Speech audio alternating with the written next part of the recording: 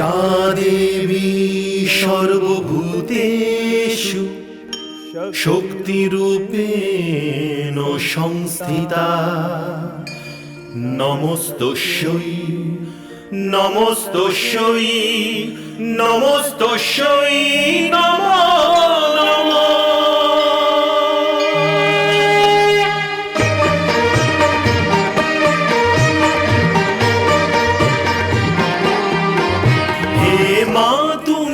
ভবতারিণী লক্ষ যজ্ঞ বিনাশিনী, হে মা তুমি ভবতারিণী, হে লক্ষ যজ্ঞ বিনাশিনী, হে সর্বমন্ত্র মহিমা তুমি সর্বদানব খাতিনী, হে সর্বমন্ত্র মহিমা তুমি সর্বদানব খাতিনী, হে তারিণী হে তারিণী নারায়ণী নারায়ণী শক্তি তুমি শূলধারিণী শূলধারিণী।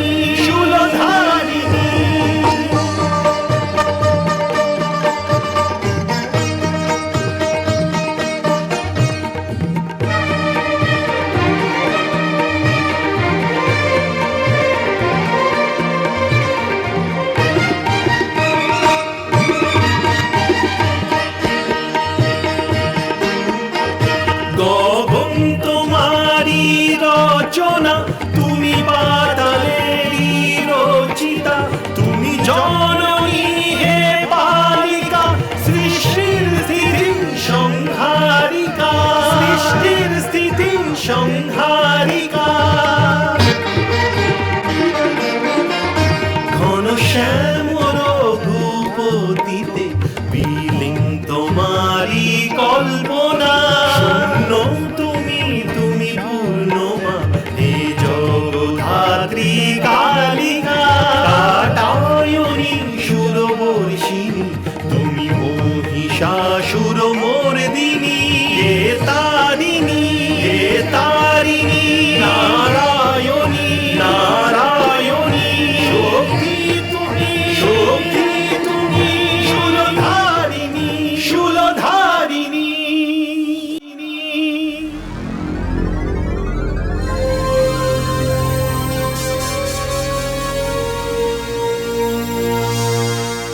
নিন মহারাজ, আপনার ধর্মপত্নীর রাগ এখন পড়ে গেছে।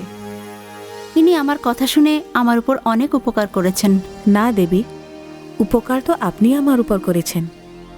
আমার বুদ্ধি ভ্রষ্ট হয়ে গিয়েছিল, আপনি সঠিক দিশা দেখিয়ে আমার উপর উপকার করেছেন। আমি আপনার উপকার জীবনেও ভুলব না। মহারাজ, আমাকে ক্ষমা করে দিন। আমি নিজের পথ বুদ্ধি হারিয়ে ফেলেছিলাম। আমি কত কিছু বলে ফেলাম। এ আপনি কি বলছেন মহারানী? আমি তো এটাই বলবো যে আপনি যা বলছেন সে সব পুত্রী মোহের কারণে বলছেন। পুত্রী, আমি তোর সাথে খুব বড় অন্যায় করতে যাচ্ছিলাম। সে তো গুরুপত্নীকে ধন্যবাদ, যিনি এসে উচিত সময় আমার চোখ খুলে দিলেন। পুত্রী, এখন তুই যা চাইবে, যেরকম চাইবে সেরকমই হবে। মাতাশ্রী, দেবর্ষি, সত্যি বলতে কি আপনারই কৃপা দৃষ্টির পরিণাম। যদি আপনি মাতা অরুন্ধতীকে এখানে নিয়ে না আসতেন, তাহলে আমি ভ্রমের সমুদ্রে হাবুডুবু খেতে থাকতাম। না জানি কি পরিস্থিতি তৈরি করতাম। দেবী ময়না, আপনি তো জানেনই, শেষ ভালো যার সব ভালো। যা হয়েছে আপনি তা ভুলে যান। এই কক্ষের বাইরে একটি মঙ্গল কাজ আমাদের সবার প্রতীক্ষা করছে। বাইরে আপনার রাজকর্মচারী মহামন্ত্রী ও রাজপুরোহিতের সঙ্গে পুত্রী পার্বতীর মঙ্গল উপচার নিয়ে আমাদের অপেক্ষা করছেন। আর আমার জন্য তো এ বড়ই সৌভাগ্যের কথা যে মঙ্গলের সেই শুভ মুহূর্তে আমি তখনও উপস্থিত ছিলাম, আর আজও আছি। নারায়ণ নারায়ণ।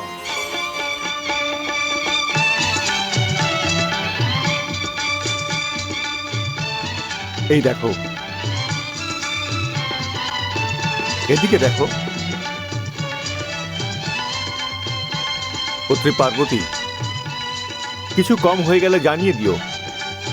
এই শুভ বিবাহের পবিত্র সময়ের এটি প্রথম অধ্যায়।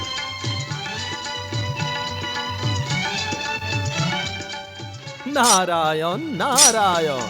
আপনি বরকে বিবাহর জন্য কথা দিতে নয়, বরকে কিনে নিতে এসছেন। এসব আমার কিছু চাই না। এরকম নীতি তো হওয়া উচিতই নয়। বরের জন্য কন্যার অতিরিক্ত কোনো উপহার হতে পারে না। স্বীকার করবেন পুত্রী, যে বিনম্রতার সঙ্গে মহারাজ হিমাচল ভগবান শিবকে এই উপাচার পাঠাচ্ছেন, উনি স্বীকার করবেন। আপনি চিন্তা করবেন না। পুত্রী পার্বতী, তুমি কিছু বললে না? পিতাশ্রী, আপনি যা ভেবেছেন, যা করেছেন তা কম নয়, সব দিক দিয়ে ঠিক। মহারাজ, যদি কিছু অপূর্ণ থেকে থাকে তাহলে আমাদের জামাতা ভগবান শিবের কাছে ক্ষমা চেয়ে নেবেন। মহারানী ময়না, যিনি 2 হাত দিয়ে সর্বদা দান করে আসছেন, তাকে তো কখনো কিছু গ্রহণ করার আনন্দও তো নেওয়া দরকার। আপনি চিন্তা করবেন না, ভগবান শিব এতে খুব খুশি হবেন। মহারাজ, উপচার নিয়ে যাওয়ার এটাই সঠিক মুহূর্ত। আমাদের যাওয়া উচিত। মহারাজ, আপনার যাত্রা মঙ্গলময় হোক, পথ শুভ হোক। দেবর্ষি নারদ, যে যাত্রায় আপনি সঙ্গে আছেন সেই যাত্রা তো শুভ হবেই। নারায়ণ নারায়ণ।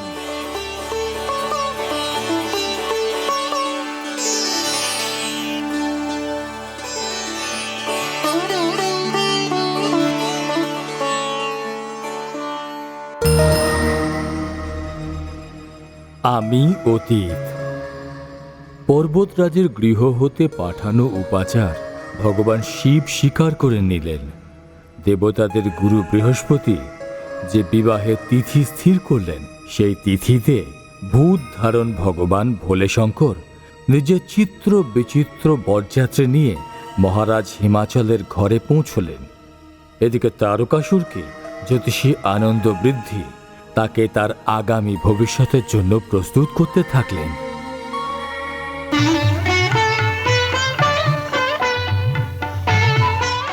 মহারাজ, যবে থেকে হিমাচল পুত্রী পার্বতীর জন্ম হয়েছে, আমি তবে থেকে আপনাকে সর্বদা সাবধান করে এসেছি, কিন্তু আপনি এখনো... জ্যোতিষাচার্য মহারাজ, আর আমিও তাকে শেষ করার জন্য সর্বদা চেষ্টা চালিয়েছি, কিন্তু সে সব চেষ্টা থেকে বেঁচে গিয়েছে।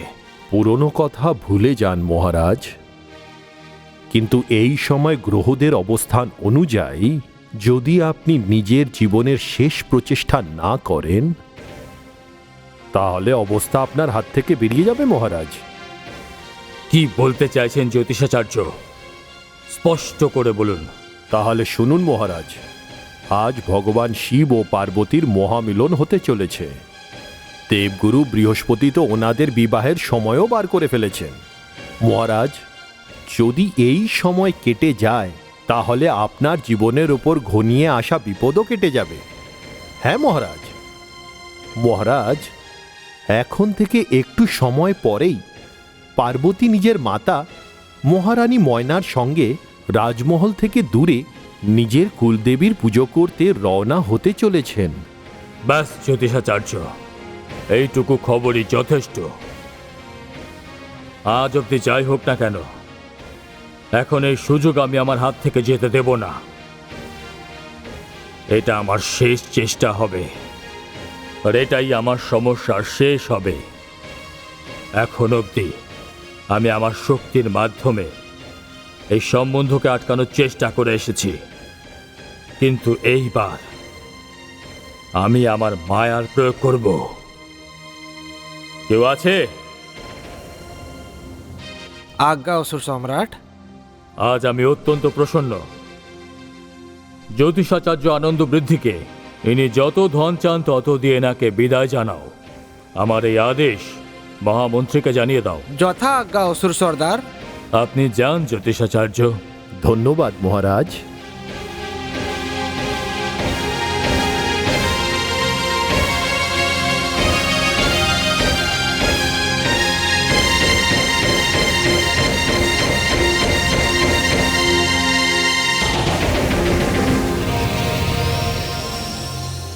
শিষ্য, বহুকাল আগে তুমি আমাকে একটি প্রশ্ন করেছিলে, তোমার কি মনে আছে? হ্যাঁ গুরুদেব, আমার মনে আছে, কিন্তু তার উত্তর আমি আজও পাইনি। আজ আমি তোমাকে তোমার প্রশ্নের উত্তর দেব। যদি সেই দিন আমি কেবল মহারাজ হিমাচলের কার্য করে থাকতাম, তাহলে উনি প্রসন্ন হয়ে আমাকে বেশি করে হলেও কতই বা ধন দিতেন। কিন্তু অসুর সম্রাট তো চাওয়া আমার ইচ্ছার উপর ছেড়ে দিলেন। শিষ্য, আজ আমি আমার বিদ্যের ভরপুর লাভ উঠাবো। এখন আমাকে জীবনে কোনো প্রকারের শ্রম করার প্রয়োজন নেই।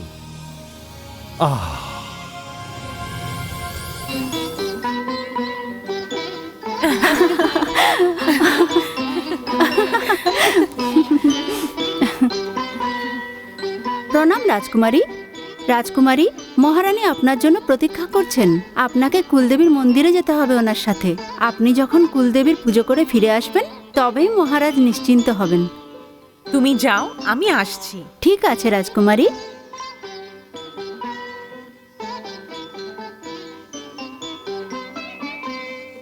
পুত্রী,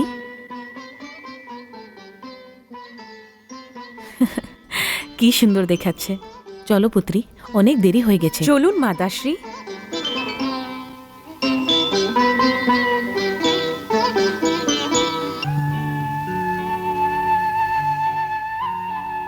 এখন অবধি মহারাজ হিমাচলের কাছ থেকে কোনো খবর এলো না।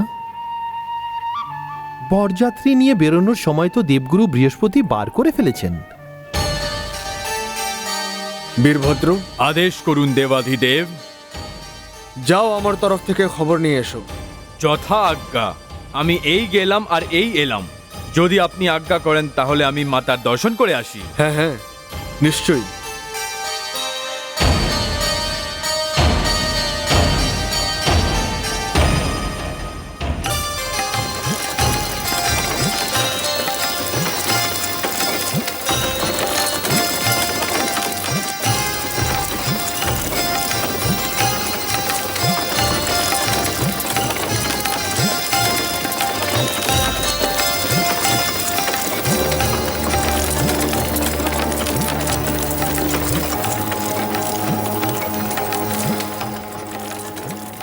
সারথি, দাঁড়াও দাঁড়াও সারথি।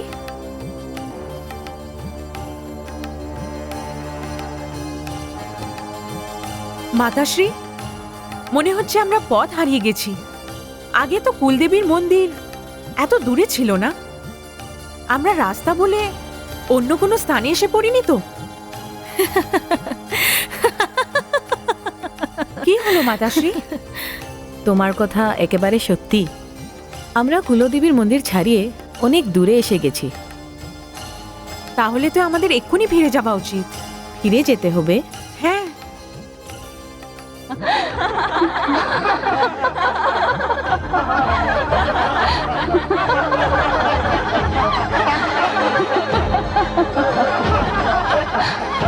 কি হলো মাতাশ্রী? এখন তো ফিরে যাওয়ার প্রশ্নই উঠে না। মাতাশ্রী,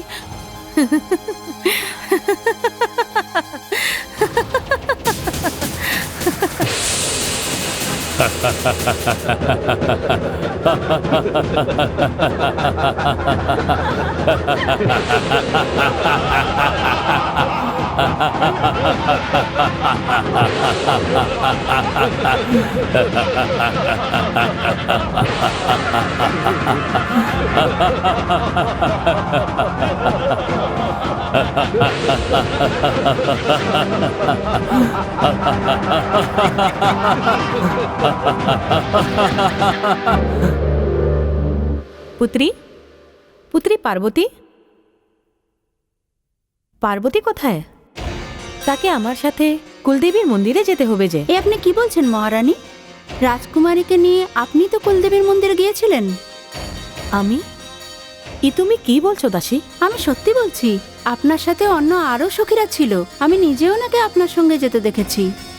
হ্যাঁ মহারানী, এই দাসী একদম সত্যি কথা বলছে। এ কি করে হতে পারে? হে ভগবান, এইসব কি হচ্ছে? মহারাজ, মহারাজ! মহারানী, কি ব্যাপার মহারানী, আপনি এত অস্থির হয়ে রয়েছেন কেন? মহারাজ, সর্বনাশ হয়েছে। পুত্রী পার্বতীর আমার সঙ্গে কুলদেবীর পুজো করতে যাওয়ার কথা ছিল। আমি আমার কক্ষে প্রতীক্ষা করছিলাম, কিন্তু যখন আমি এখানে এলাম তো এরা আমাকে বলল যে পুত্রী পার্বতী আমারই সাথে কুলদেবীর পুজো করতে গেছে। কিন্তু এ কিভাবে সম্ভব হতে পারে মহারানী? মহারাজ, এই রহস্য আমি বুঝে উঠতে পারছি না। আমার খুব ভয় হচ্ছে মহারাজ। মহারানী, এ তো সত্যি খুবই চিন্তার বিষয়। সঠিক মুহূর্তে বরযাত্রী স্বাগত করার দরকার। আর যদি এই মুহূর্ত কেটে যায় তাহলে এ বিয়ে থেমে যাবে মহারানী, বরযাত্রী ফিরে যাবে মহারানী। চারিদিকে লোকেরা হাসবে, সবাই আমাদের উপহাস করবে। এর চেয়ে বড় অপমান আমাদের আর কি হতে পারে মহারানী? মহামন্ত্রী, সেনাপতি,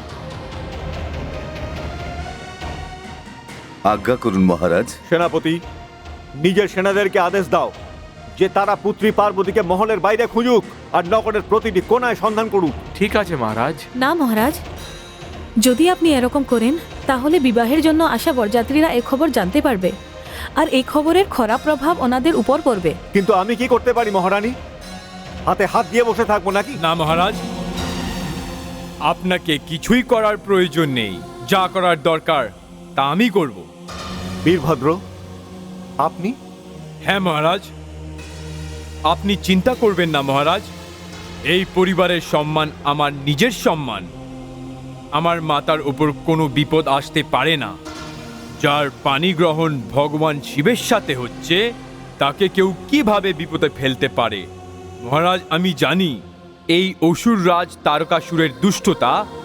আপনি এক্ষুনি কাউকে পাঠিয়ে এই খবর দিয়ে দিন যে আমরা বরযাত্রীদের স্বাগত জানাতে প্রস্তুত। কিন্তু বীরভদ্র, পুত্রী পার্বতী? মহারাজ, আমি আপনাকে কথা দিচ্ছি, বরযাত্রীদের এসে পৌঁছানোর পূর্বেই মাতা এখানে পৌঁছে যাবেন।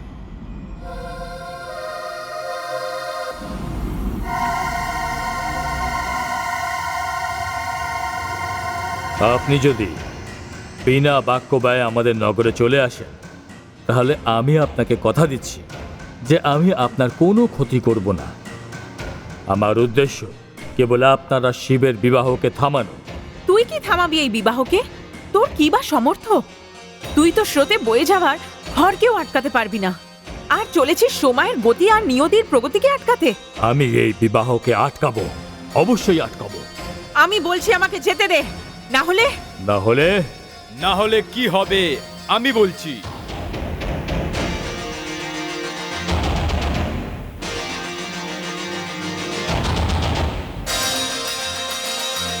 পুত্র, পাপী বেয়াদব, তুই নিজেকে অসুরদের রাজা বলে মনে করিস আর আমার মাতার ওপর মায়াবীর শক্তির প্রয়োগ করতে চাস? তুই কে? আমার পরিচয় তোর দুবার পাঠানো চমচাদের থেকে তুই পেয়েই গেছিস।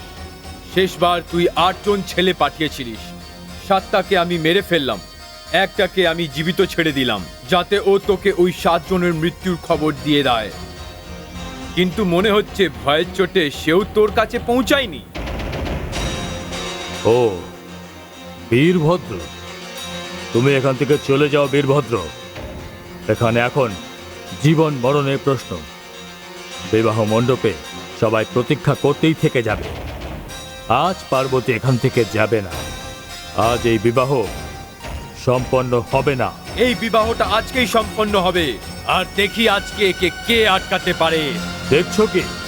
ঘিরে ফেলে মারো এই শয়তানকে।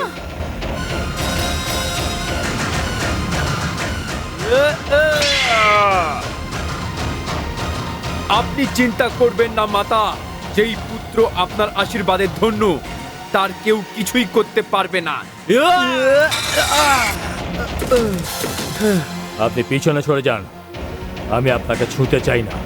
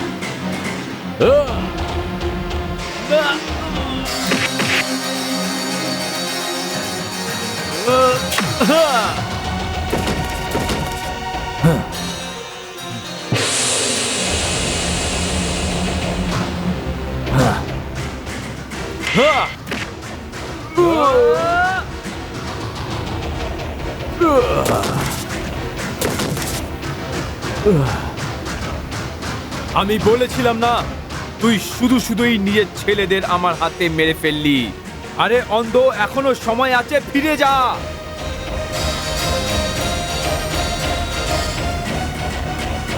আমি তোকে মেরেই ফিরব বীরভদ্র।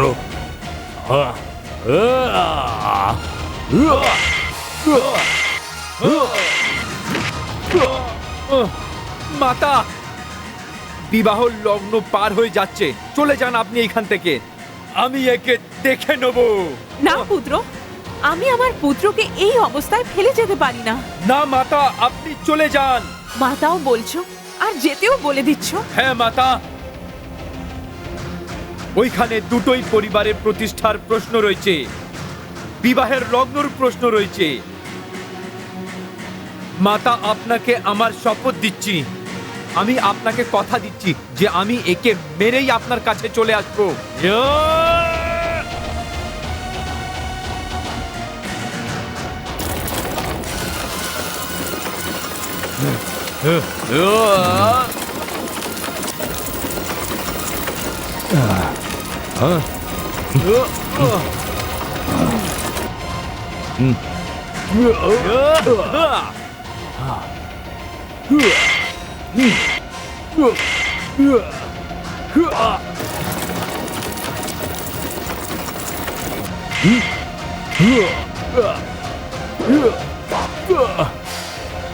Ah.